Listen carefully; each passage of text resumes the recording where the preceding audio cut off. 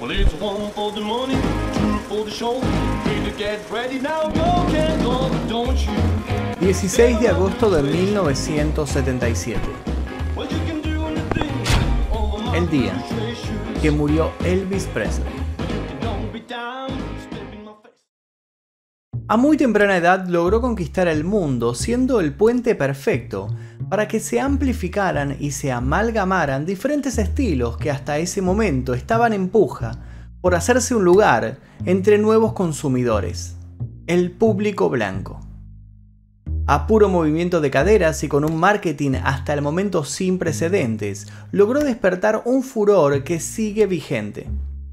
Junto con él nacería el rock and roll como concepto y como estilo de vida tal como lo conocemos en la actualidad.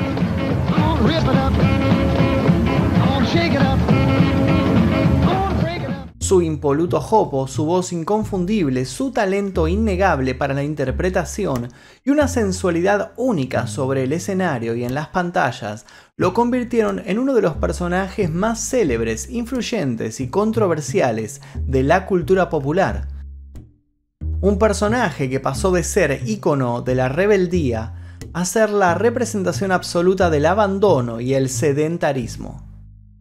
Su meteórico ascenso solo es comparable en magnitud a la decadencia de su figura en sus últimos años de vida.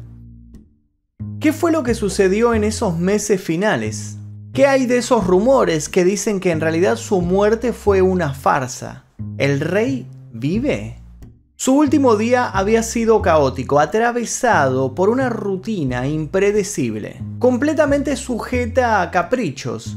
Una rutina en donde los relojes no tenían ningún mandato. Fue al dentista a las 11 de la noche para que le arreglasen una carie. A las 4 de la mañana había salido de la casa para jugar un partido de racquetball en la cancha que tenía en el parque de Graceland, pero tuvieron que suspenderlo porque garuaba. A las 5 llamaron a su doctor e hicieron que le trajera una gran bolsa de medicamentos, aduciendo que le dolía una muela. Lo vieron tomar al menos 3 tandas de varias de esas pastillas, algo para nada inusual. Como seguía sin dormir, hizo lo que mejor sabía hacer. O mejor dicho, lo que mejor había sabido hacer. Últimamente ya nada le salía como lo planeaba, pero su voz seguía intacta. Le cantó a su mansión, que con el paso de los años y sobre todo aquella madrugada, adquiría una mística única, inigualable. Cantó diferentes estribillos con una sonrisa como cuando era joven. Siempre le había costado cantar en vivo, el pánico escénico nunca lo había abandonado a pesar de tantos años de trayectoria. La adrenalina fue parte de todos sus shows, siempre. Sin embargo, esas melodías las cantó libre de toda paranoia y pesar. No era otra de sus actuales presentaciones, esas que la prensa castigaba de lastimosas, siempre burlándose de su deterioro físico. Luego de dar en solitario su último espectáculo, comió helado y galletas de chocolate a modo de autoagasajo. El amor por la cocina lo había acompañado toda su vida. Sin ir más lejos, había inventado un sándwich que terminaría teniendo su nombre, uno que se servía frito e incluía banana, manteca de maní y panceta en cantidades monumentales.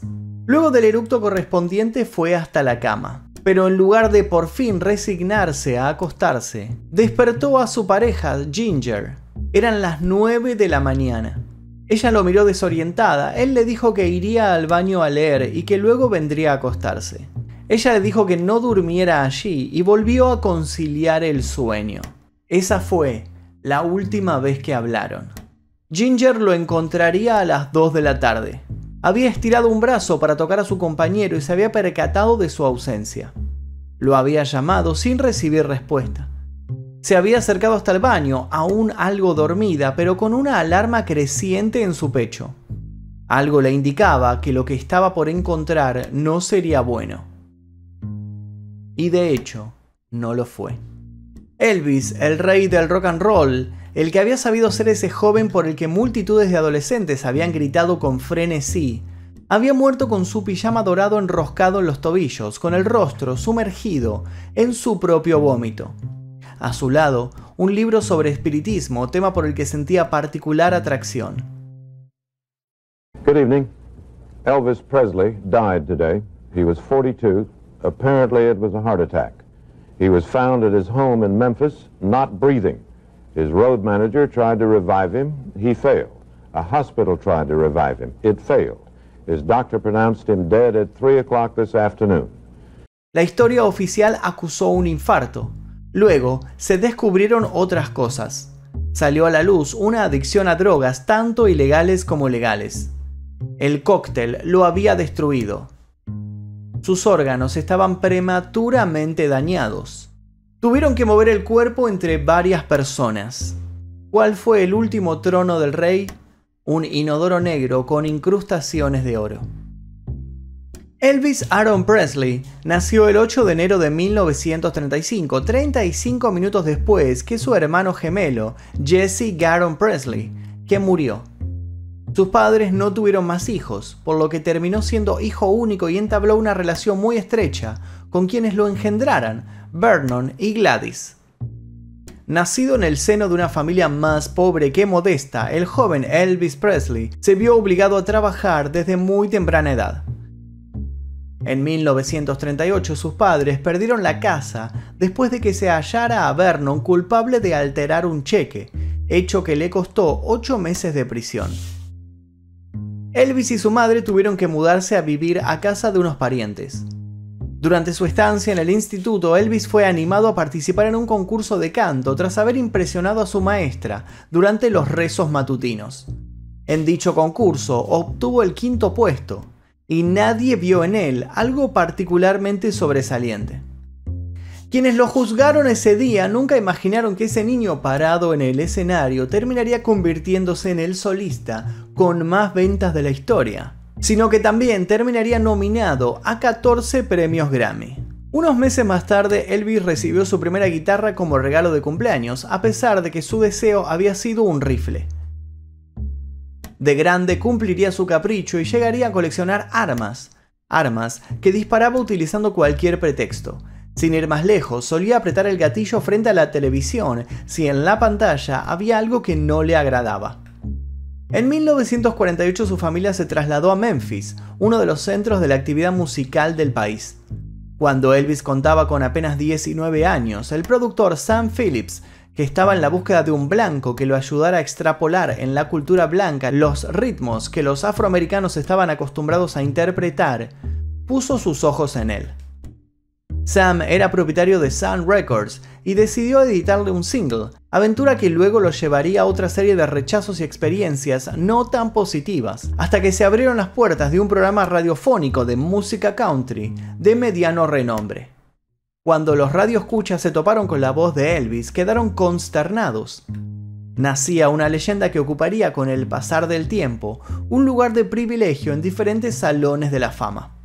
En 1955, con su popularidad en aumento y shows en vivo donde el temblor por el vértigo que le causaban las masas derivó en un movimiento de caderas que terminaría generando un impacto que cambiaría todo, Elvis Presley empezó a formar parte de la discográfica RCA.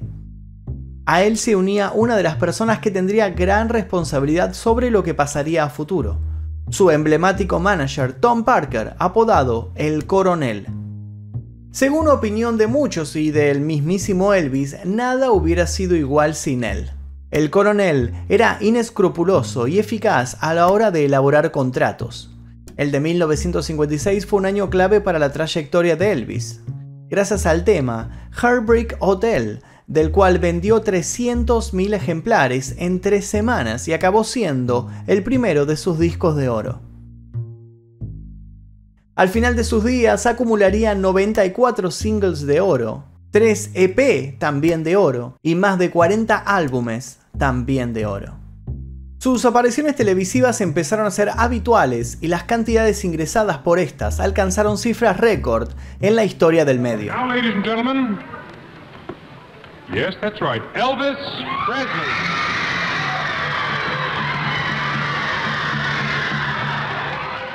El 16 de noviembre de 1956 se estrenó en Nueva York con gran éxito Love Me Tender, el primer film que protagonizó Elvis, y el Wall Street Journal le dedicó un artículo en el que destacó los $22 millones que el merchandising asociado a su imagen llevaba recaudados hasta el momento.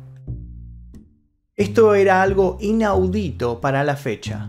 En marzo de 1957, cuando de pronto había pasado de ser un marginado amante de la música a nuevo emblema del presente del rock, adquirió la mansión de Graceland en la ciudad de Memphis, que se convertiría con el tiempo en lugar de peregrinaje para sus incontables admiradores. Todo marchaba bien, solo que en paralelo, en algunos sectores de la sociedad empezaron a ver con malos ojos su imagen. También su música y sus movimientos, acusándolo la mayoría de las veces de ser inmoral. Fue entonces cuando el coronel hizo una de sus jugadas maestras. Hizo que Elvis se cortara el pelo, lo alistó en el servicio militar y le armó una grilla de presentaciones por los programas más conservadores, logrando transformarlo de joven idealista a joven ideal. En 1958, en el cenit de su carrera, Elvis fue llamado a filas por el ejército y destinado a Berlín Occidental, donde conoció a Priscilla Ann Beaulieu, de 14 años, con quien contraería matrimonio 9 años después. Elvis Presley se licenció en marzo de 1960 e inmediatamente reanudó su actividad artística para encadenar una larga serie de números 1 en la lista estadounidenses, al tiempo que no dejó de protagonizar películas. Elvis tenía una aspiración a ser un actor serio. Sin embargo, cuando Hollywood lo engulló y sus dramas no prosperaron, se dedicó a las comedias livianas, películas que, a pesar de no ser bien vistas por la crítica, alcanzaron rotundos éxitos de taquilla. Quedaba cada vez más en evidencia que Elvis era un producto en sí mismo. Fue por eso que terminaría protagonizando el primer concierto teletransmitido de ámbito mundial vía satélite, el famoso Aloha from Hawaii, visto aproximadamente por 1.500 millones de personas. Aloha from Hawaii vía satélite se certificó disco de oro en febrero de 1973, con un doble disco de platino en mayo de 1988, triple disco de platino en julio de 1999 y finalmente quíntuple disco de platino en 2002. A pesar de tantos éxitos, Elvis comenzaba por esa época a transitar por los primeros pasos de lo que sería el desconcertante final de su magnánima carrera. Una mañana de diciembre de 1970, un inesperado visitante llegó hasta la Casa Blanca, cuando quien la ocupaba era el presidente conservador Richard Nixon. La resultante reunión entre Elvis y Nixon fue registrada en una fotografía que se convertiría en el documento más solicitado de los archivos nacionales de Estados Unidos. En ese entonces, Nixon y Elvis eran dos de los individuos más famosos del mundo. Ambos, sin embargo, estaban pasando por un momento difícil. El presidente lidiaba con la guerra de Vietnam, descontento ciudadano, protestas violentas y un grave problema de consumo de estupefacientes en las calles. Elvis Presley, por su parte, llevaba unos cuantos años sin un éxito de cartelera y nuevas corrientes, como el hipismo, amenazaban con quitarle protagonismo. Por eso había ideado un plan alimentado por una fantasía personal. Elvis quería convertirse en un agente encubierto de la Oficina Antinarcóticos para combatir las drogas que, según él, estaban acabando con Estados Unidos. Quería usar su talla de personaje famoso para dar un mensaje diferente al que se daba en aquella época. Nixon, que también consideraba el flagelo de las drogas como uno de los más graves problemas de la juventud estadounidense, terminó de quedar incrédulo cuando recibió de parte de un Elvis que no paró de hablarle de técnicas comunistas para el lavado de cerebro, una pistola automática Colt 45 con valor histórico y 6 balas de plata. Ese día Elvis consiguió la insignia que buscaba. La tuvo consigo el resto de su vida y hoy en día sigue exhibida entre los trofeos que se encuentran en su mansión. Es irónico pensar que las drogas de carácter legal tuvieran un gran protagonismo en la muerte de quien quería convertirse en vocero de una vida sin vicios. En el cuerpo del cantante se encontraron restos de 14 medicamentos diferentes, 10 de ellos en cantidades desorbitadas. Muchos hablan de que la decadencia de Elvis tiene una fecha oficial de inicio: su separación de Priscilla. Los últimos años de Elvis habían sido bastante parecidos entre sí: discos malos, perezosos, faltos de dinamismos, actuaciones en vivo erráticas, un físico cada vez más vapuleado, frases incoherentes entre tema y tema. Sus pasos de baile se volvieron grotescos, lo mismo que esas tomas de karate que improvisaba en escena gracias a su formación como cinturón negro. En el estudio de grabación no le iba mejor. Luego de algunos buenos registros en vivo, nada nuevo aparecía, pero había que seguir alimentando la maquinaria. Todo esto pareció no importarle demasiado a Elvis. A Elvis directamente ya no le importaba nada. Tenía, como toda estrella que se precie, un séquito destinado a seguirle la corriente. Lo integraban antiguos compañeros, guardaespaldas, familiares lejanos, algún músico de la banda. Casi todos ellos vividores y más amigos del dinero que del rey. 3 de los guardaespaldas de Elvis fueron despedidos a fines de 1976. Los motivos de los despidos nunca quedaron demasiado claros. El coronel Parker dijo que se trató de un recorte presupuestario, ya que los shows se habían espaciado. Los guardaespaldas insistieron en que fueron desplazados por ser los únicos que se opusieron al estilo de vida que estaba llevando Elvis, un estilo de vida sin eje signado por el despilfarro, la incoherencia y el egocentrismo. Con la llegada de nuevas bandas y movimientos, el cuarto de hora de Elvis había pasado y no se lo estaba tomando precisamente del modo más adulto. Los 3 guardaespaldas se juntaron con un periodista que trabajaba en 2 diarios sensacionalistas y le pidieron que oficiara de ghostwriter. Elvis, What Happened fue uno de los libros más oportunamente lanzados de la historia. Menos de un mes después de su publicación, Elvis fue encontrado muerto. Todos salieron corriendo a comprarlo para tratar de entender qué era lo que había sucedido. Fue un bestseller inmediato. En Estados Unidos vendió casi 4 millones de copias. Unos días después, el funeral fue acompañado por más de 100.000 personas y transmitido en vivo para todo el mundo. Se supo que Elvis arrastraba varios problemas de salud: constipación, hipertensión, diabetes, hígado graso. El consumo de drogas era algo evidente, a pesar de que su entorno quiso ocultarlo luego de su muerte. Se supo, por ejemplo, que su médico personal le prescribió más de 8.000 pastillas en su último año de vida. Luego de su muerte empezaría además otra historia, la que daría lugar a una de las teorías conspirativas más conocidas de todos los tiempos. Elvis, dicen, habría fingido su muerte para escapar de las presiones de la fama, para ocultar su obesidad mórbida, para retirarse a disfrutar de una tranquilidad que nunca encontraría. Hace unos años, una encuestadora norteamericana determinó que más del 10% de la población creía que Elvis seguía con vida.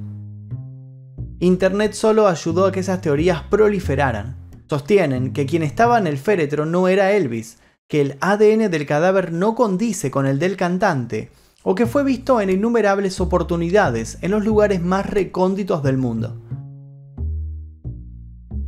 Hay quienes afirman que un misterioso helicóptero negro despegó de su casa el día que anunciaron su muerte. Poco después de que falleciera, alguien quiso robarse el cadáver.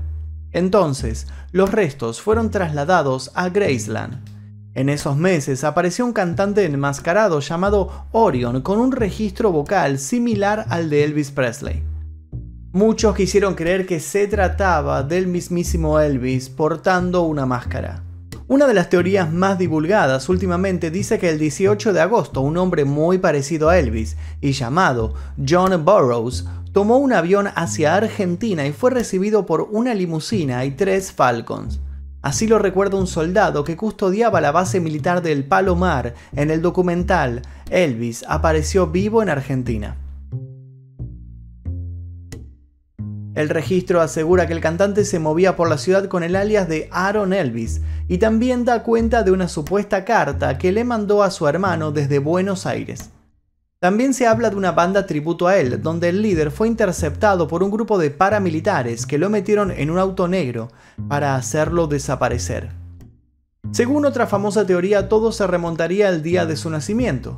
Su gemelo en realidad no habría muerto, sino que habría sido dado en adopción por sus padres, que eran plenamente conscientes de su incapacidad de alimentar a dos criaturas.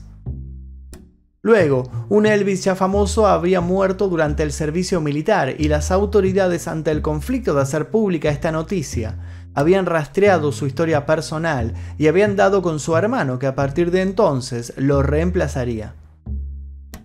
El asunto sigue siendo un misterio. Graceland abrió sus puertas a los turistas el 7 de junio de 1982. Está situada en Memphis, Tennessee, Estados Unidos. Con unas 650.000 visitas anuales, se ha convertido en uno de los mayores reclamos turísticos de la ciudad, siendo la segunda casa más visitada del país tras la Casa Blanca. El cantante había proyectado en ella todos sus anhelos y rarezas, haciendo de lo kitsch un estilo de vida. En la misma se puede encontrar, por ejemplo, una sala de estar coronada por un sofá blanco de 4,5 metros, la mítica sala de los televisores y la sala de billar, que está revestida con telas ondulantes para crear movimiento. Todo esto rematado con muchas moquetas, porcelana china, vidrieras de colores y espejos por doquier. Aunque sin duda una de las estancias más peculiares de toda la casa es la exótica Jungle Room, una habitación de estilo polinesio con alfombras verdes y madera tallada que a Elvis le recordaba a Hawái. El único lugar cerrado es la estancia privada en la que supuestamente Elvis fue hallado muerto con 42 años y pesando 130 kilos. Elvis fue uno de los primeros íconos culturales y terminó consumido por el consumo excesivo, que es, paradójicamente, lo que representa su figura. Elvis redefinió la provocación y estandarizó al rock. Mezcló en sí el country, el gospel, la balada. También mezcló todo lo demás, la Coca-Cola con todos los medicamentos posibles sin ir más lejos. Fue también el precursor del culto, logró instaurar la idea de un mito y se convirtió en uno. Elvis fue el primer artista en tener un celular y un jet privado. Tuvo de mascota un chimpancé. Desbordó carisma en sus estrafalarios y elegantes atuendos fabricados por él mismo sastre, que supo vestir a Sinatra. Y ponía más de 3 aceites diferentes en su cabellera para cumplir su sueño de tener el copete bien peinado. Aún hoy, músicos de todo el mundo siguen inspirados por su aura. No es casual que de todo el ejército de imitadores de Elvis, la mayoría emule al último Elvis, al de mediados de los 70. Ese Elvis es una caricatura de sí mismo. Las patillas enormes, el sobrepeso, la papada de múltiples pliegues, las camisas abiertas, los pantalones rotos en la entrepierna, la transpiración demasiado abundante, la respiración entrecortada. Por un lado tenemos a un Elvis que se esforzaba por seguir vivo, por el otro tenemos a un Elvis inmortal. Esa mezcla de humanidad y divinidad es la que construye el mito de Elvis, un Elvis inalcanzable y también un Elvis que quizá podamos encontrar a la vuelta de cualquier esquina. Y hasta aquí el video de hoy, espero que les haya interesado la historia de Elvis Presley. Si les interesó, los invito a ver otros videos que hay en este canal. El de Michael Jackson seguramente les va a gustar muchísimo. Por ahora me despido, pero será hasta el próximo video. Mi nombre es Magnum Mephisto y esto fue El Día Que. Well, it's 1 for the morning, 2 for the show. 3 to get ready now, go, can't go, but don't you step on my blue suede shoe. Well, you can